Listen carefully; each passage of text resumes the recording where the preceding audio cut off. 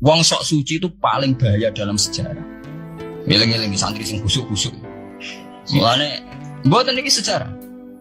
Mulane Kiai Memun, Kiai ngalim rata-rata gedeng santri khusuk dalam hal sejarah. Akhirnya ono kelompok sing sok khusuk yaiku moh tukaran, ya moh partai, moh kelompok-kelompokan. Merasa bener dhewe iki disebut kelompok Khawarij. Wong Khawarij itu darani dosa gedhe murtad saking khusuk.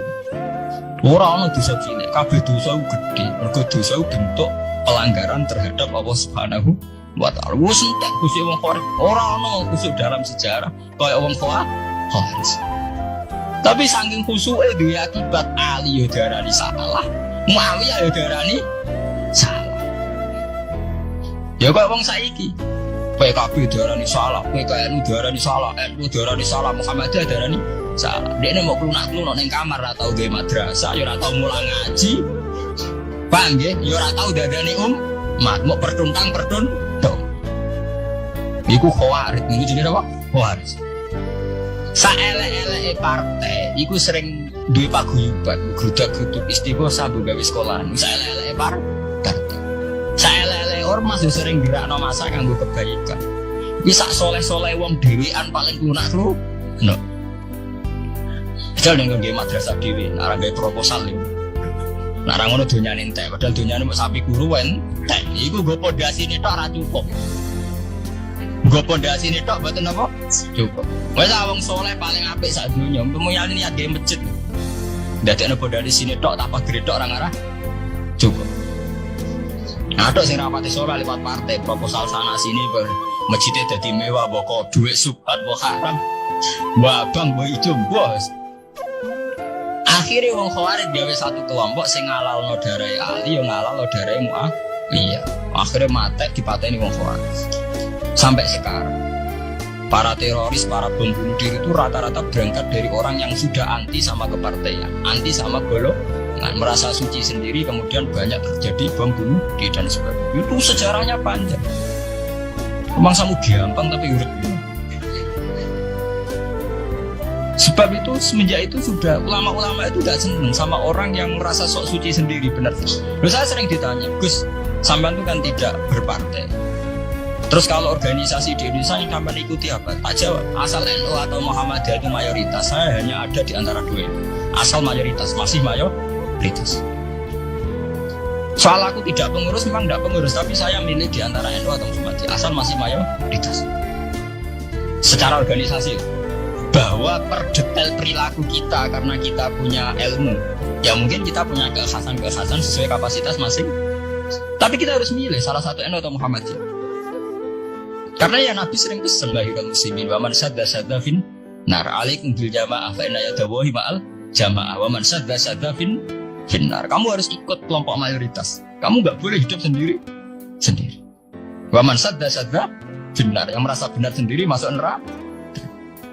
Ya karena itu tadi ada madrasah karena dibikin kelompok NU. Nanti ada sekolahan modern yang menjadi izzatil Islam wal muslimin melawan wong Kristen atau wong fasik di sekolahan Muhammadiyah. Ngerono madrasah, ono turutan, ono agar penceng jasane wong NU. Ono sekolahan sing iso bersaing mbek non muslim wae Muhammadi. Ya itu saja gitu. Karena kalau tidak direduksi begini, kita akan ikut kelompok-kelompok kecil yang merasa benar sendiri. Misalnya kelompok-kelompok yang kecil-kecil sing aneh-aneh. Itu kan mereka lebih orisinil. Tapi saat orisinil kelompok kecil tuh luwih ngeri. Misalnya kayak kemarin ada kelompok An-Nazir. An-Nazir mungkin dia bisa ngepas no dawe Nabi yang sing rambutnya diping nih, sing tenggene japos bodone beda mek bodo kita. Saya tuh pernah melihat di Metro, ini cerita intelektual, pernah lihat di Metro wawancaranya ketua Jamaah An-Nazir. Itu dalam banyak hal memang mereka ingin memiripkan sama Nabi. Misalnya rambut dipilok diping. Dalam sejarah sampean takok ahli hadis, memang Nabi Sayyidina Umar Bakar itu rambutnya apa di apa itu disemir. Mereka kalau sholat isya itu akhir, katanya Nabi kalau sholat isya sulusul-lail dan sebagainya. Tapi apa sisi yang dari itu terus kemudian merasa persis Nabi?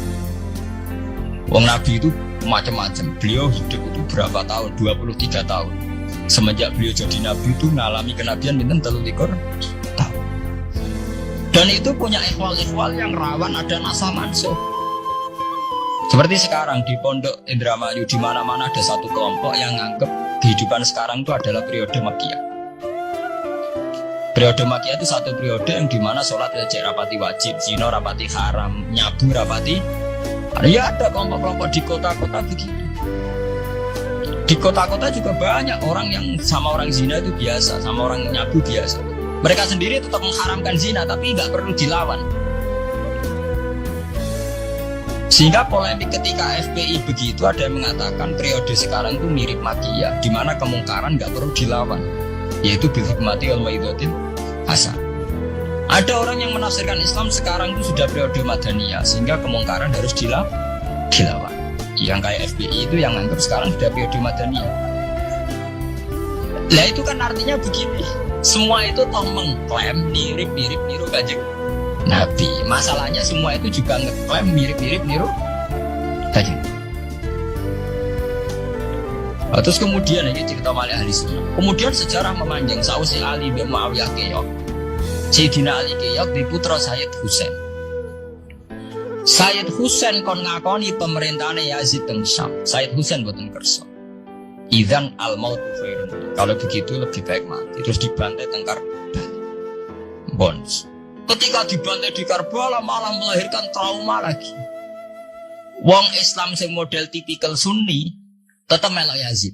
Tipikal Sunni, bukan Sunni, tipikal Sunni. Artinya melok Yazid, wes ora usah dituntut dendam, malah ra ono bare.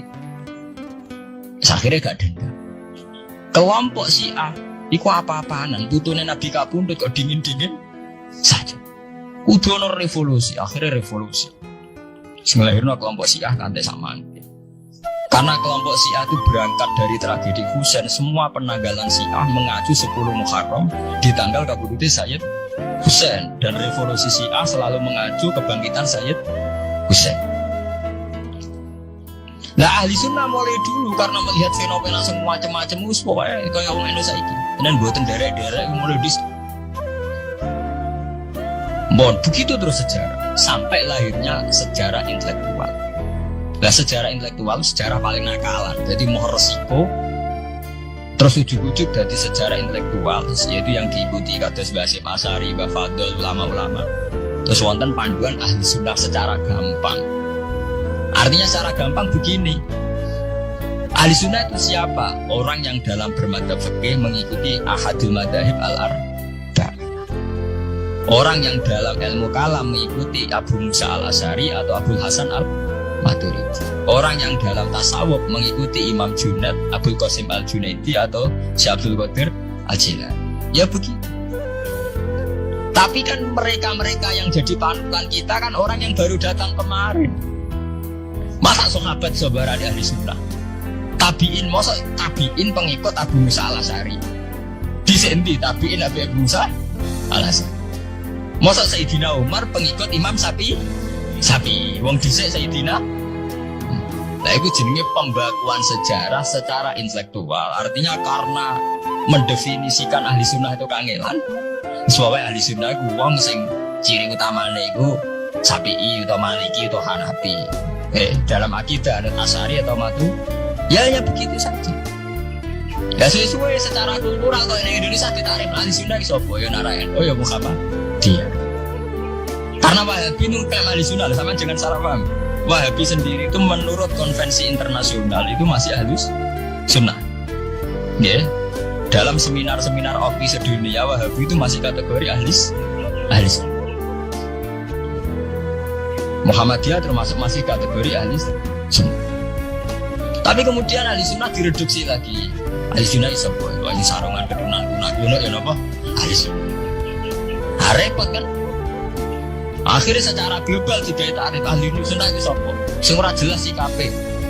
Ya anak Syiah sing wani Amerika, itu tarik itu berkembang terus.